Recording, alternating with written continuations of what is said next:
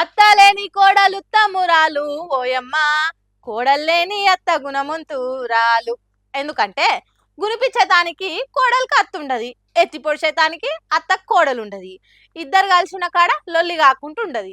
అందుకే కోడలు లేని అత్త గుణమంతురాలైంది, అత్త లేని కోడలు ఉత్తమురాలైంది. ఇద్దరు కలిసిన కాడ ఒగలంటే ఇంకొగలకు పడది. నాకు ఈ పీడ ఎన్నడు పోతుందో అని మనసులనే తిట్టుకుంటారు. హాగో అసోంటి కోడలు ఎసోంటి పని చేసిందో చూడండి. పాపం అత్తతోని ఎంత కష్టం వచ్చిందో ఏమో, ఎంత రాసి రంపాన పెట్టిందో. దేవుడా దేవుడా నాకున్న కష్టం తీర్చు దేవుడా, తొందరగా మా అత్త నీ దగ్గరికి పిలుచుకో దేవుడా అని 20 రూపాయల నోటు మీద ఈగురంగా రాసింది.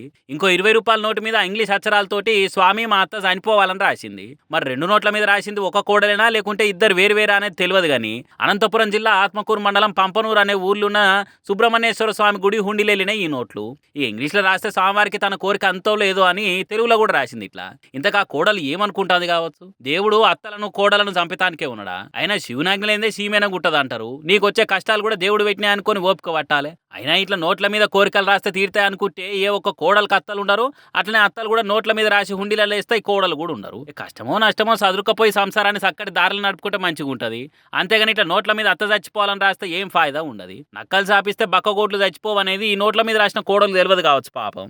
ఏందో ఏమో పొరిట తయారీగా డ్యామేజ్ కంట్రోల్ చేసుకోవాలని కాని మాటలు మాట్లాడి ఇంకింత పెద్ద డ్యామేజ్ చేసుకున్నట్లా కాంగ్రెస్ లీడర్లు డబల్ పిహెచ్డీలు చేసినట్టే కొడుతుంది. కొన్నిసార్లు జనాలు తిట్టి మర్చిపోయిన ముచ్చట్లు కూడా ముంగటేసుకొని కవర్ డ్రైవ్ చేద్దామనుకొని పవర్ ఇచ్చిన పబ్లిక్ తోనిగో ఇట్లా కండ్లు తిరిగే కౌంటర్లే ఎంచుకుంటారు పాపం. ఈగురంగా ఇళ్ళలుతుంటే వెనకంగా కోడి పిల్లలు దవ్వుతున్నట్టే చేస్తున్నారు కొందరు. మేము ఏమాత్రం వెనుకపోకుండా అభివృద్ధిలో ఆకాశాన్ని దాకుదామని చూస్తుంటే మా కాళ్ళు బట్టి కిందికి గుంజుతుర్రు అని మాట్లాడుకుంటా మంత్రి శ్రీధర బాబు ఉండి, మేము సెంట్రల్ యూనివర్సిటీ జాగాల కంపెనీలు పెడదామని తనలాడితే కొందరు కాళ్ళల్లో కట్టెలడ్డం పెట్టినట్టు చేసిర్రు అనుకుంటా. ఆర్టిఫిషియల్ ఇంటెలిజెన్స్ ను ఉపయోగించుకొని లేని చెట్లను సృష్టించిండ్రు గత ప్రభుత్వాన్ని నడిపించిన టిఆర్ఎస్ సోదరు. ఏఐని ఉపయోగించుకొని వన్య మృగాలని ఎప్పుడో వైజాగ్ లోనో ఒరిస్సాలోనో ఆ చిత్రాలను తీసుకొచ్చి మరి హైదరాబాద్ సెంట్రల్ యూనివర్సిటీ ల్యాండ్ అని చెప్పి దాని పరంగా ఈ రాష్ట్ర అభివృద్ధికి అడ్డుదలిగే కార్యక్రమం చేసిండ్రు. అదట అన్నీ ఏఐతో చేసి ఎట్లా పడితే అట్లా వీడియోలు తిప్పి అభివృద్ధిని ఆగం పట్టించిరట. జేసీబీలు ఎంట పడుతుంటే భయంతో నెమలు ఉరుకుతుంట పెట్టిన కీకలు ఏవే, పానభయంతో పరుగులు పెట్టిన జింకల అడుగులు ఏవే, నిన్నదాంకగానొచ్చిన చెట్లు వాటి మీద గూళ్ళు అండ్ల పిల్లలు ఇలా ఎటువాయని పక్షుల రెక్కలు కొట్టుకుంటూ తిరిగిన బాధంతా ఏనే, నీడనిచ్చి ఆకలి తెరిచిన చెట్లు కుప్పగూలిపోతుంటే ఎటుపోదుమో అని ఎటువడతాటు తిరిగి ఆగమైన బుజ్జి కుందేల భయం ఏనే, చెట్లు కొట్టేయక ముందు కొట్టేసినాక తగ్గిన పచ్చదన గింత అని పోలికలతో తిరిగిన ఫోటోలు ఏనే. అంతేనా మంత్రి సారు? అన్నీ ఏ కదా. సరే పడని పార్టీలు ప్రతిపక్షాలు మీ మీద ఏ అని ప్రచారం చేసిరు సరే, ఎడార్లు ఎక్కువ హెచ్సీలో చెట్లు మూగజీవాలు ఉన్నాయని తప్పుడు వీడియోలు తిప్పిరు సరే, ఇవన్నీ ఓకే అనుకుందాము. మరి ఈ పోస్ట్ ముచ్చటైంది? 400 ఎకరాలల్లో 774 రకాల జాతుల చెట్లు, 220 జాతుల పక్షులు, నక్షత్ర తాబేళ్లు, మచ్చల జింకలు, అడవి పందులు, కుందేళ్లు ఇట్లా మస్తు రకాల జీవరాశులు ఉన్నాయని ఎన్ఎస్యూఏ వాళ్ళే అంటే మీ కాంగ్రెస్ పార్టీ విద్యార్థి విభాగమే పక్కా లెక్కలతో చెప్పిరు.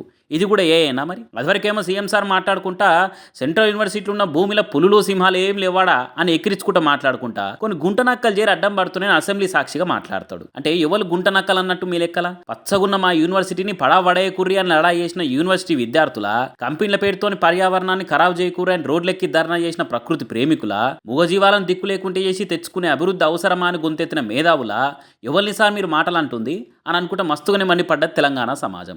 మన కేబీఆర్ పార్క్ లో పచ్చడి చెట్లు కొట్టేసి ఫ్లైఓవర్ కడతామని పనులు మొదలు పెడితే, పర్యావరణాన్ని పాడు చేయొద్దని జనాలు జంగి చేస్తే ఆఖరికి కోర్టు మొట్టికాయలు వేసినాక ఆ పనులు ఆపేసిరు. అయితే పబ్లిక్ తోని పొట్టు తిట్టించుకోవాలి, లేకుంటే కోర్టులతో సొట్లు పెట్టించుకోవాలి, అప్పుడు కానీ చాలేసిన పనులు ఆపరు. మూగజీవాలను చెట్లను నాశనం చేయకుండా ఊకోరా సారు అని అనుకుంటే లేటెస్ట్గా మంత్రి శ్రీధర్ బాబు మాటలు చేయంగా ఇటువంటి కామెంట్లు ఇరుగమరగ కానొస్తున్నాయి సోషల్ మీడియాలో. మరి వన మహోత్సవం అని హరితహారం పేరు మార్చి చెట్లు నాటే కార్యం పెట్టిన సీఎం సారు జనాలు అనుకొస్తున్న ఈ మాటల మీద ఏం మాట్లాడతాడో చూడాలి మరిగా.